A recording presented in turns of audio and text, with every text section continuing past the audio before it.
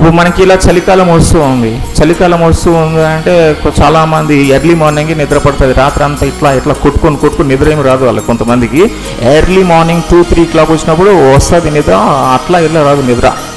ఆ టైంలో వాడు 4 o'clock లేచినాడు అనుకోండి, ఎట్లా ఉంటుంది?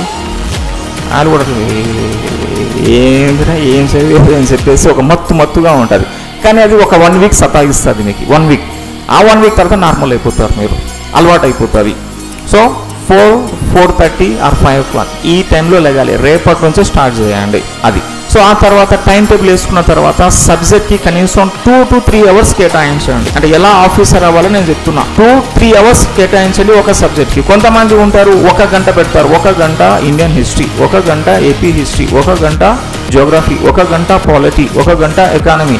గంట పెడతాం కదా. ఎట్లా మనం సబ్జెక్ట్ స్టార్ట్ చేస్తాం కదా, మీకు ప్రాక్టికల్గా ఉంటుంది. ఇప్పుడు హిస్టరీ పట్టుకొని సబ్జెక్ట్ స్టార్ట్ చేస్తున్నాం. సబ్జెక్ట్ స్టార్ట్ చేస్తే ఏమవుతుంది, మన ½ an hour పడుతుంది మినిమం, ఒక ½ an hour. సబ్జెక్ట్లోకి ఎంటర్ అవ్వడానికి ½ an hour పడుతుంది. మీరు ఫస్ట్ ½ an hourలో 2-3 పేజీలు చదవగలుగుతారు, అంతకంటే ఎక్కువ చదవలేరు. కానీ నెక్స్ట్ ½ an hour చూడండి, మీరు ఒక 10 పేపర్లు చదివేస్తారు. 10 పేపర్లు అంటే మీరు సబ్జెక్ట్లోకి ఎంటర్ అయిపోయారు, మూమెంటం స్టార్ట్ అయ్యింది. సో మూమెంటం స్టార్ట్ అయ్యేసరికి మళ్ళీ మీరు ఆపేసి మళ్ళీ కొత్త సబ్జెక్ట్ తీసుకున్నారు అనుకోండి, మళ్ళీ ఆ కొత్త సబ్జెక్ట్ ఇంకొక ½ an hour పడుతుంది. మళ్ళీ ఇంకో ½ an hour ఎక్కువ చదువుకుంటాం, మళ్ళీ దాన్ని ఆపే. అట్లా చేయకండి.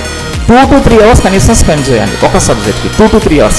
ఫస్ట్ ½ an hour సబ్జెక్ట్లోకి ఎంటర్ అవ్వడానికి టైం పడుతుంది. ఎంటర్ అయిన తర్వాత నెక్స్ట్ 1.5 or 2 hours చదువుతారు కదా, అది మైండ్లోకి బాగా వెళ్తుంది మీకు, అంటే ఎక్కువ గ్రాస్పింగ్ చేసుకోగలుగుతారు. తర్వాత మీరు చదివేటప్పుడు హిస్టరీ అనుకోండి, ఇండియన్ హిస్టరీ తీసుకుందాం ఎగ్జాంపుల్. ఇండియన్ హిస్టరీ తీసుకున్న తర్వాత మీరు ఏమేమి సోర్సెస్ ఉందో రాసుకోండి. నా దగ్గర సయ్యద్ సార్ మెటీరియల్ ఉంది, లేదా ఇంకొక సార్ మెటీరియల్ ఉంది, లేకపోతే ఈ టెక్స్ట్ బుక్ ఉంది, లేదా తెలుగు అకాడమీ మెటీరియల్ నా దగ్గర ఉంది, లేదా అంబేద్కర్ ఓపెన్ యూనివర్సిటీ మెటీరియల్ నా దగ్గర ఉంది, లేదా నాగార్జున యూనివర్సిటీ యొక్క మెటీరియల్ నా దగ్గర ఉంది హిస్టరీ పాయింట్ ఆఫ్ వ్యూలో. అయితే ఇప్పుడు ఈ మెటీరియల్ అన్నీ నేను కొంచెం పైన చూసి నా ఓన్ నోట్స్ ప్రిపేర్ చేస్తాను అని చెప్పి మీ దగ్గర సోర్స్ ఏదైతే ఉందో అది కూడా రాసుకోవాలి. ఆ సోర్స్ నుంచి గ్యాదరింగ్ చేయాలి.